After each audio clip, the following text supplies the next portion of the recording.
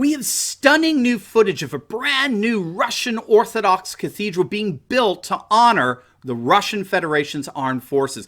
We're going to take an inside look at the cathedral and discuss how it's nothing short of a monument to the return of Christendom and the rise of a new conservative age. You're going to absolutely love it. Greetings, everyone. Dr. Steve here with you. Awesome to be with you. As always, if this is your first time here at this channel, we post 2 videos a day analyzing current events, analyze some super awesome conservative trends so you can live in the present in light of even better things to come. So you know what to do if you haven't already done so. Make sure to smack that bell and subscribe button. It'd be an absolute privilege to have you as a regular part of this channel, as we together get to celebrate it each and every day, the inevitable collapse of left-wing globalism and the unstoppable rise, a cathedral rise of a new conservative age. Also for everyone, before you do anything else, make sure to click on that link below and check out the awesome video that we put together just for you, featuring our brand new Turley Talks Insiders Club. We are so thankful to those of you who've already signed up. You are going to love being a part of this massive group of conservatives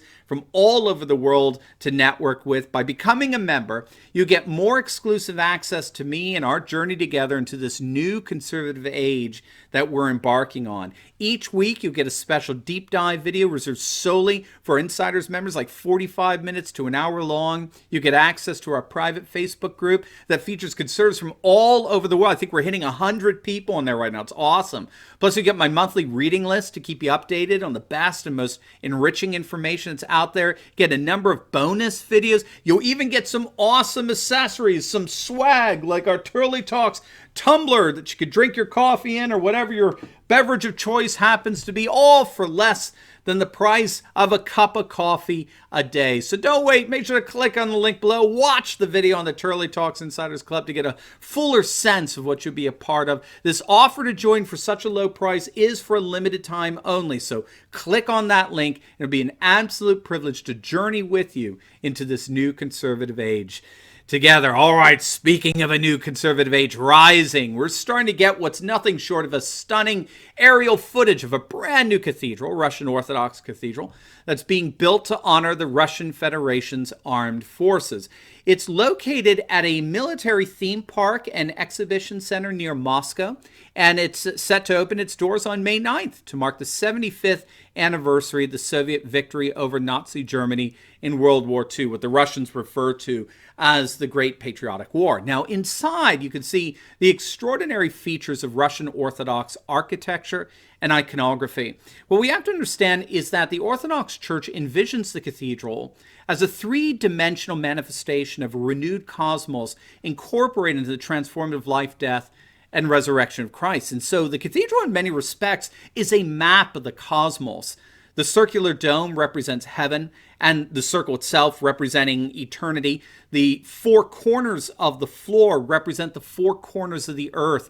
Byzantine churches are often a perfect square, which represents the Holy of Holies from the biblical temple.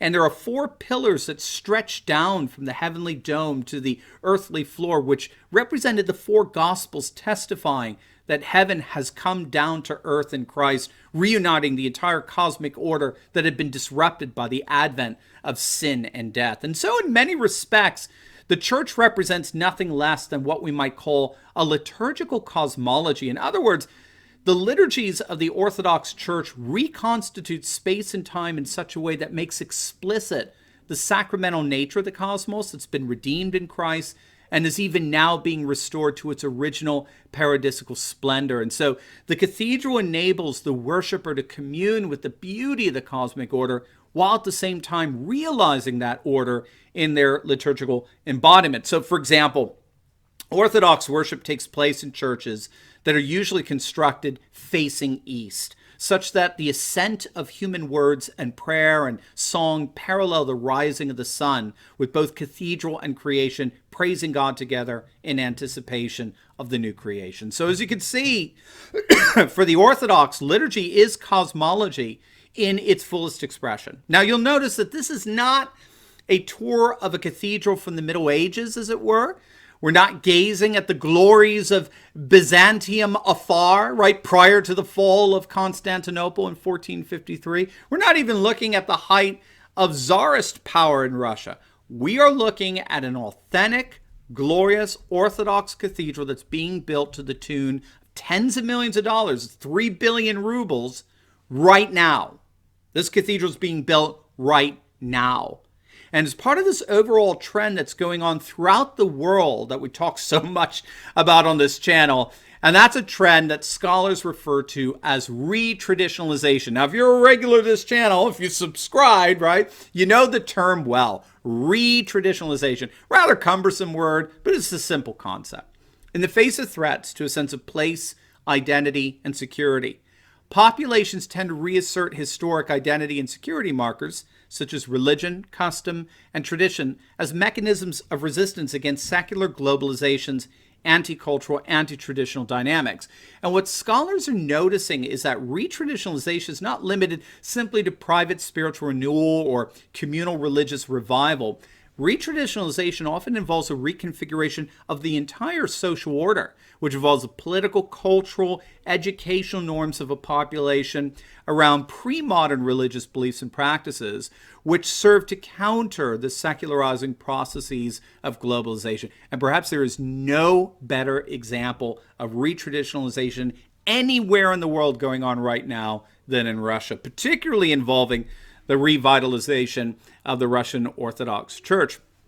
As you can see from the video footage, the Russian Orthodox Church has been going through an extraordinary revival over the last 3 decades since the fall of communism and Christmas in 1991. But I don't think we appreciate just how astonishing this revival really is. And one indicator is the building projects, or better, the rebuilding projects of churches throughout Russia. We have to remember that prior to the 1917 October Revolution, there were over 50,000 parishes, 25,000 chapels, 1,000 monasteries, 60 seminaries, and 4 theological academies that covered the land.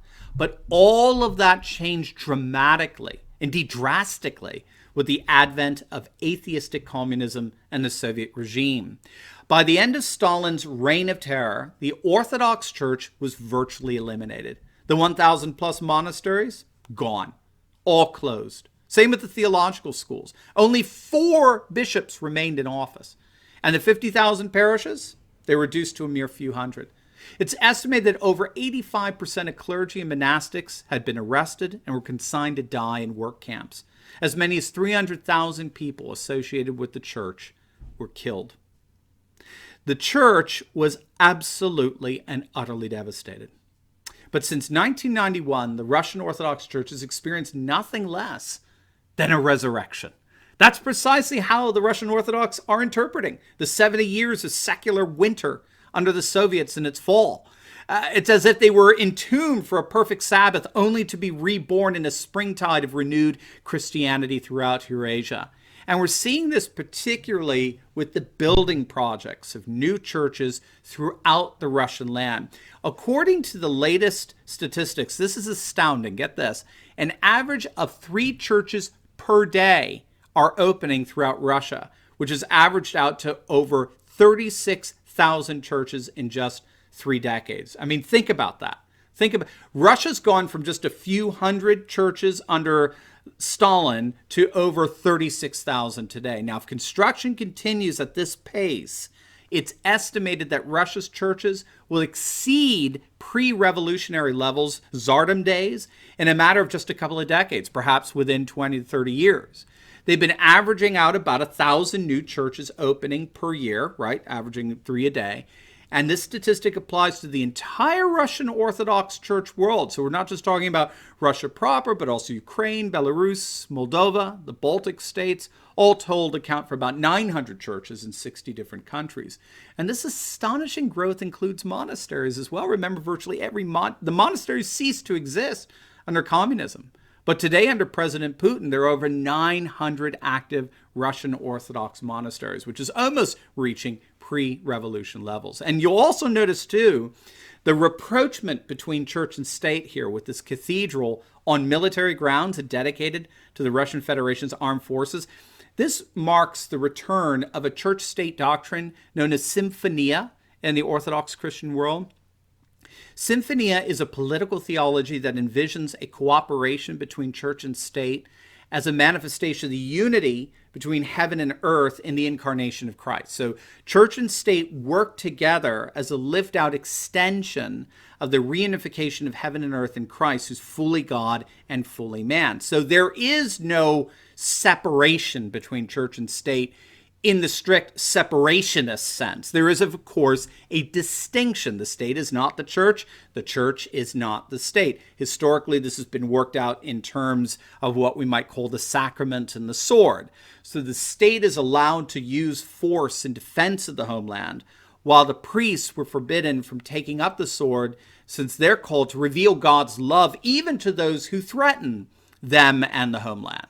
So this is the way the church has brought together just war theories, self-defense imperatives that are necessary for the protection of the weak, and Christ's call to turn the other cheek. So this distinction between church and state is, of course, very, very important, and it is an intrinsic part of a distinctively Christian social order.